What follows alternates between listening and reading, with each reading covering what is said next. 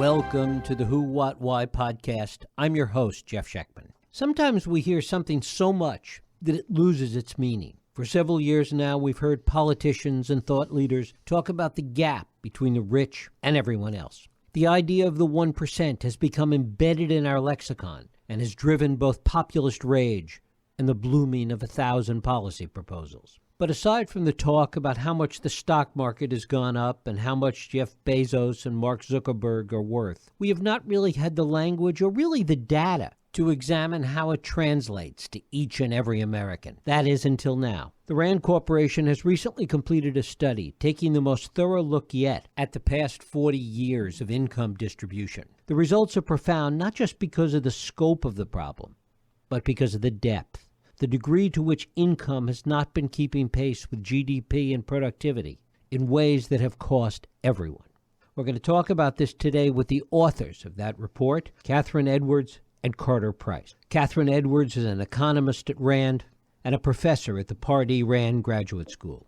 Her research spans diverse areas of public policy, including unemployment, the science, technology, engineering, and math education pipeline in labor markets, and labor market issues for workers without a college degree. Carter Price is a senior mathematician at Rand. Some of his major projects include work on the study and impact of healthcare reform and the assessments of terrorism risk models and analysis of defense budgets. It is my pleasure to welcome Catherine Edwards and Carter Price here to the Who, What, Why podcast to talk about their report, Trends in Income from 1975 to 2018.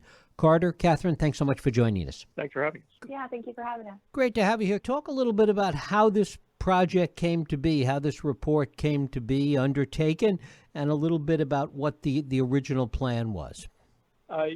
So we were approached by a sponsor that was interested in supporting some work to look into how trends in economic inequality have grown over time.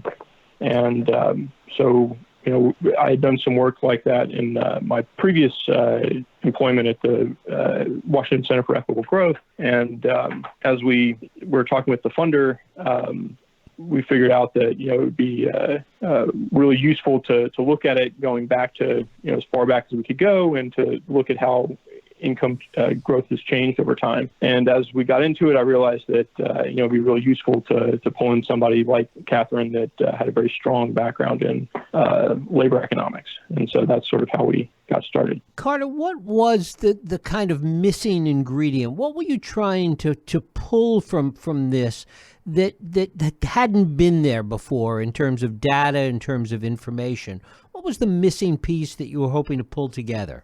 Yeah, so, this is not the first study on this. There's been a lot of studies that have looked mostly at either trends at the top that are really focused on the top, 1.15% of the income distribution. And there are also a lot of studies that look at, the poverty levels over time, and some that look at, median growth. But we kind of wanted to put it all together in sort of one package so that we could see how it's changed over time. And then one of the complaints that people have about, some portions of the population have when they look at these types of studies is that they don't like that, that there has in fact been some growth, but it's not clear, what should the growth rate have been. And so that's where, as we were looking at it, we realized that, for the first 2 or 3 decades after the Second World War, incomes were growing with per capita GDP. And so that might be a good target. So that's one way of thinking about how the whole economy is growing, and then are people, or to what degree are people benefiting from the growth of the economy? And so that was kind of the framing. Did you find a particular inflection point when it sort of stopped? You talk about during the 50s and 60s that income growth was growing more or less consistent with GDP growth. When did that stop? When did those two things start to fall out of sync? Either one of you. Sure, it's in the mid 70s.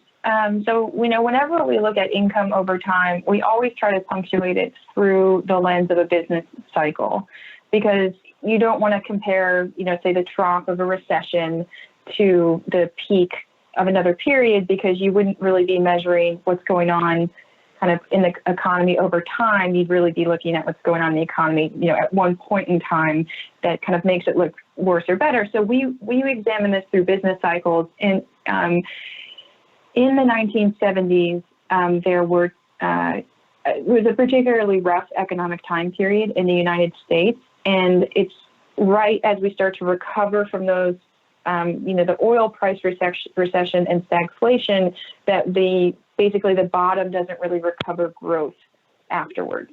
And so it's around that time period, and you can pick a specific year. You can say that it's 1973 or 75, but it's really around that period that you have this very poor economy and economic performance, two pretty bad recessions not that far apart from each other that rolled into the recession of the early 80s, and we don't really recover income growth at the bottom. While we weren't recovering at the bottom, did we start to see at that period a disproportionate increase in terms of growth for those at the top? The way you asked it kind of gets at what's really difficult about this, is that saying the word disproportionate kind of assumes that there's a way that the top and bottom should be growing. And that's what has led to so many reports over time, but also so much disagreement about what should be happening, because even in answering, disproportionate would say that there is some rate at which they should both be growing, or that the top should only grow so much more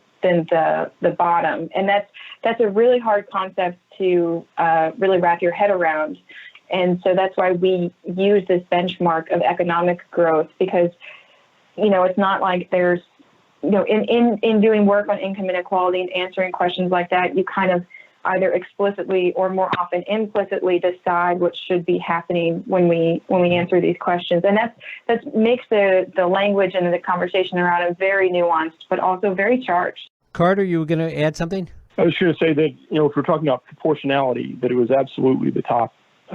Their income was growing much faster than other portions of the distribution. And so in that sense, it was quite disproportional. So one of our findings was that it was about 300 or more than 300% of the share of GDP.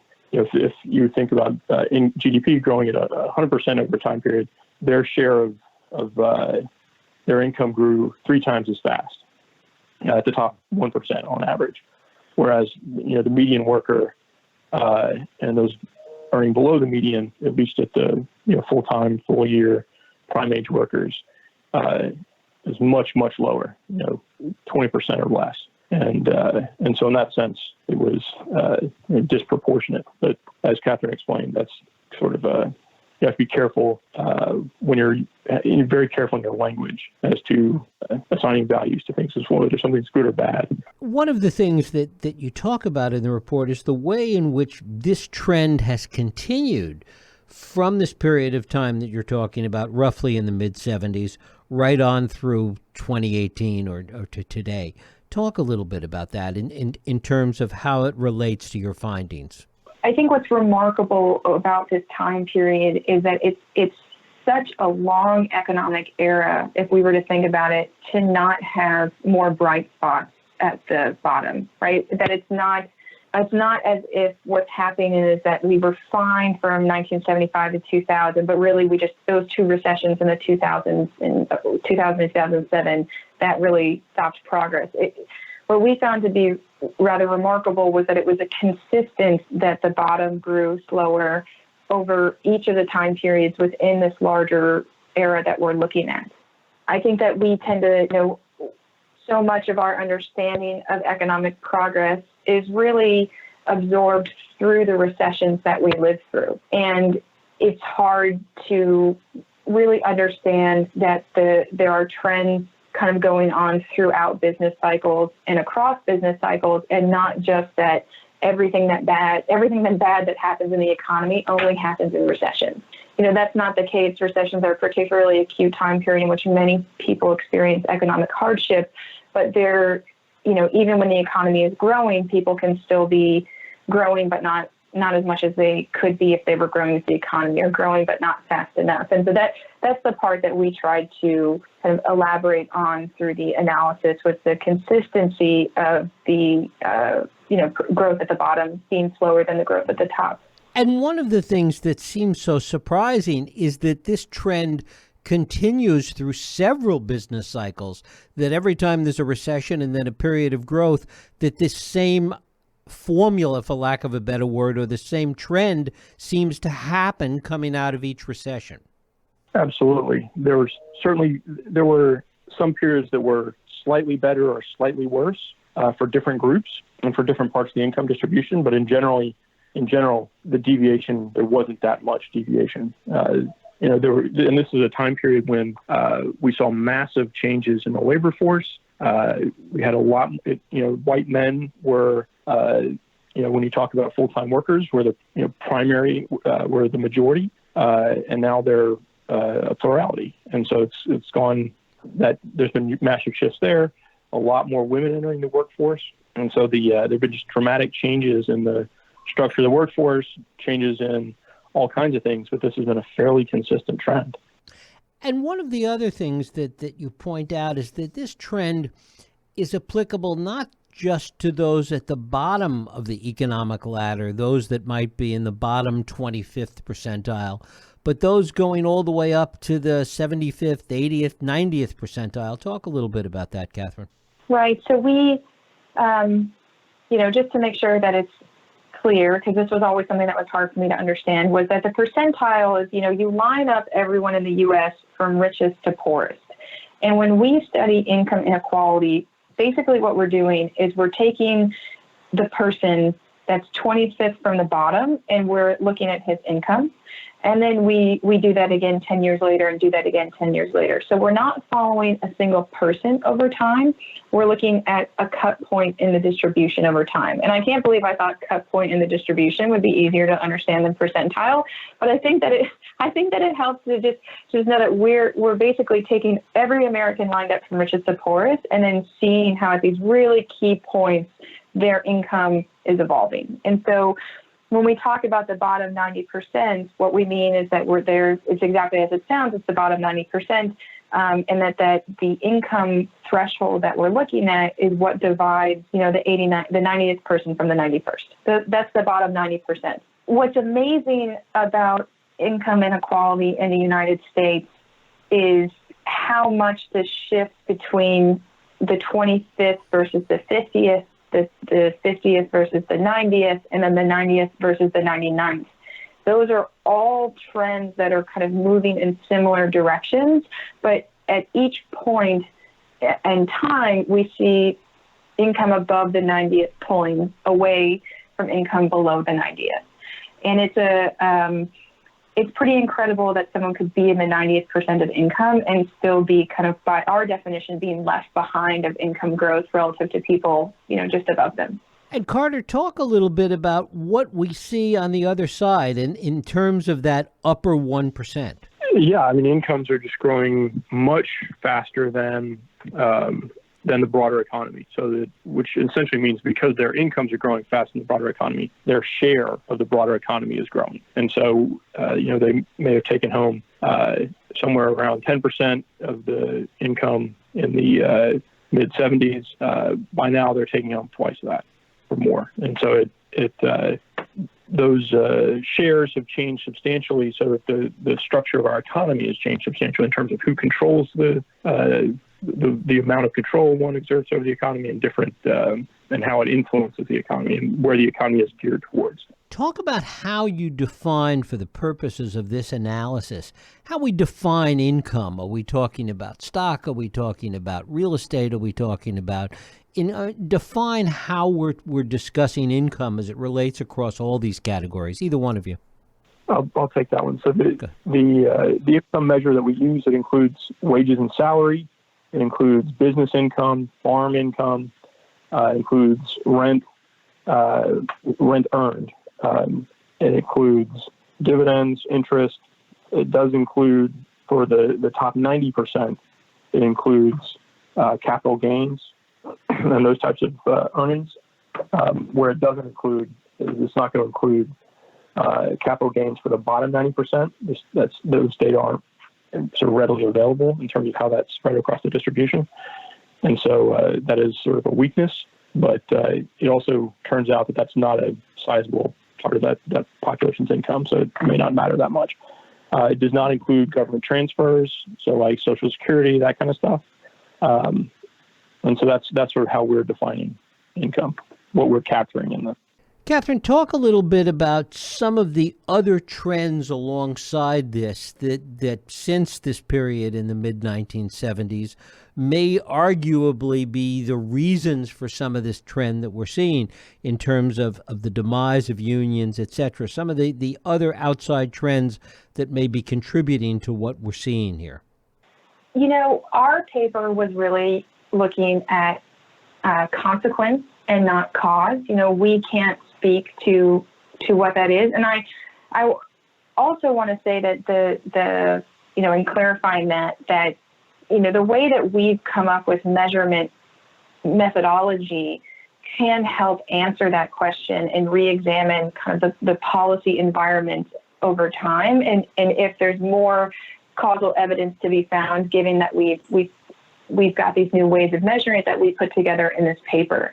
But I would hesitate. I think that for a lot of people, the minimum wage hasn't been increased since 2007. Unionization is on the decline. We've had a lot of changes to the tax code, but for whatever answer seems obvious to you, there's someone who disagrees with you, and the answer that is the opposite is the one that's obvious to them. And they're going to say that it has to do with regulation of businesses or the change to the tax burden for businesses at the top 1%. And I think, the problem with income inequality as the number of policies that spawned is that people tend to dig into what they already believe and thinking that that's the solution, because what we're basically arguing about here is how to raise the incomes of the middle class. One of the things that's clear here, though, is that, again, as we talked about before, that the results of this really are from the 90th percentile or cut point down, and that it's the middle class, but it's really almost everybody except those in the upper 1%. Yeah, although I don't know where I've heard this, but there's always some statistic that something like 90% of Americans think that they are the middle class. So it might be not to be too far off from perceptions. No, I think that we put a number, and one of the reasons why our report has gotten some attention is that we're able to put a number on something that summarizes trends over 40 years of time, right? And to say that the bottom 90th percentile of households are missing out on $2.5 trillion of income in a given year, I think that that's a very salient number and kind of a tangible result for what people experience in their lives. But again, I think most people always interpret evidence as aligning with what they already agree, and that they're going to want to say that, and therefore you should do the thing that I already thought before you told me that number. And so we know where, as researchers, whatever I think to be the case, it's important to note that wasn't what we were trying to do in the paper. It's something that we would like to do and bring more causal evidence to, but it's not within the confines of what the paper estimated or point out. So, the policy talk, we really have to be careful to say that wasn't necessarily what was supported by our research findings, because we weren't looking for it. Carter, is it your sense that $2.5 trillion that was not brought home by that 90% of the public, did that go to the 1%? Did that go somewhere else? Where did that $2.5 trillion go to? Certainly a lot of it went to the top 1%. Some of it went to the top 2% or elsewhere like that. Some of it went into higher depreciation costs or other things like that. So it's not in the paper because it gets a little dicey to actually break down where those dollars went. But the bulk of it went to the top 1.5%, 2%. And talk a little bit about how that $2.5 trillion is kind of arrived at. Yeah, so we essentially looked at the share of the economy that went to income for the bottom 90% in 1975, which was more or less the peak for that segment of the population. And then had the economy grown, had sort of growth been largely equitable, sort of essentially similar to what it had been for those 2 decades prior, what would the distribution look like? And so then once we mapped out essentially a counterfactual that had the shares of the economy remain roughly the same, what would have happened? And then sum that up, and it amounted to $2.5 trillion. And that's the annual amount for 2018. So if you sum it up, that growth differential over the course of the 43 years, it sums up to about $47 trillion. As you develop this report, talk about what, if anything, surprised you. I mean, no matter how objective you all might have been at the beginning, there had to be certain assumptions. What surprised you the most as this thing evolved and as these numbers came together? Certainly the numbers were a lot bigger than I had expected. I kind of would have guessed maybe $1 trillion or maybe a little bit more than that. But so that surprised me. And kind of digging into some of the very detailed numbers, like in particular one that I was kind of surprised by, but in retrospect makes a lot of sense. I just hadn't thought about it. Was that white men at or below the median, their wages have been fairly stagnant for the last 43 years, whereas white men at the top have seen pretty steady gains. At the bottom of the distribution, you see kind of a convergence where African American men, white and black women, other people of other races, their earnings are getting closer to that of white men, just for that sort of bottom segment of the income distribution.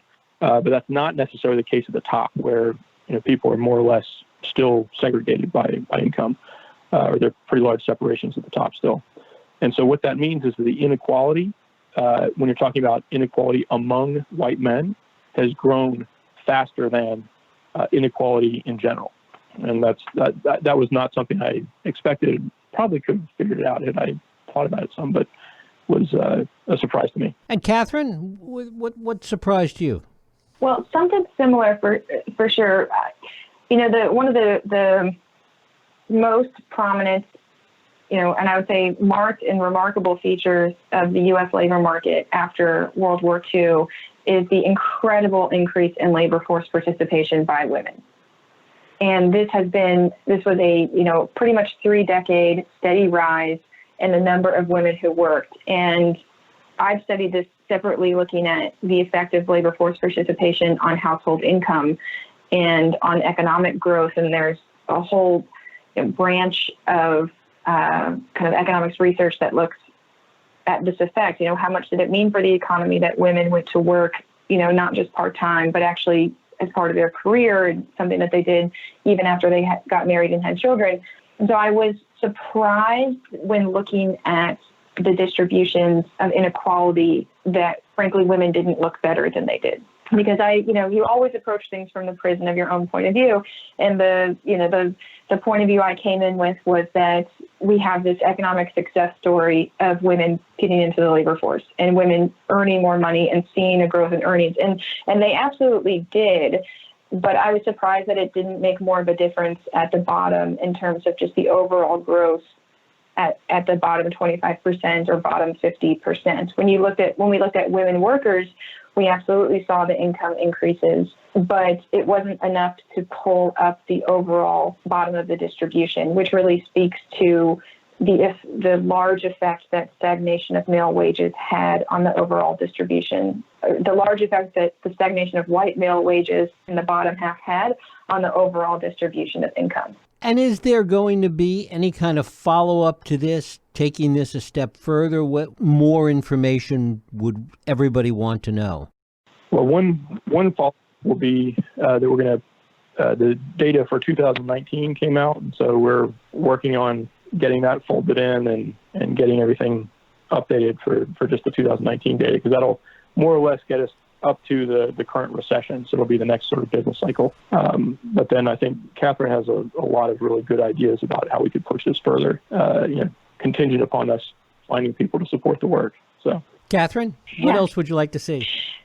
We really laid the groundwork here to study inequality in so many directions and on so many levels. And so the top line, the headline figure, is about the overall growth in inequality, over the past 4 decades. But we also built in numerous methodological changes that allow us to make comparisons between Black and white workers that we didn't make before, or thinking about them in a new way. Because for most of this discussion and for most of the paper, we kind of take at face value that growing at the pace of the economy is a good benchmark rate, right? It's like I said at the beginning, it's really hard when you're looking at inequality research to say this is how much someone or some group should be growing. But I think it's really interesting that there's, this deciding everyone should grow at the same rate as the economy doesn't take into account the fact that there was pretty terrible inequalities between groups in 1975 that if they had grown at the same rate would have persisted at the same rate, right? Freezing in time the difference between men and women and Black and white.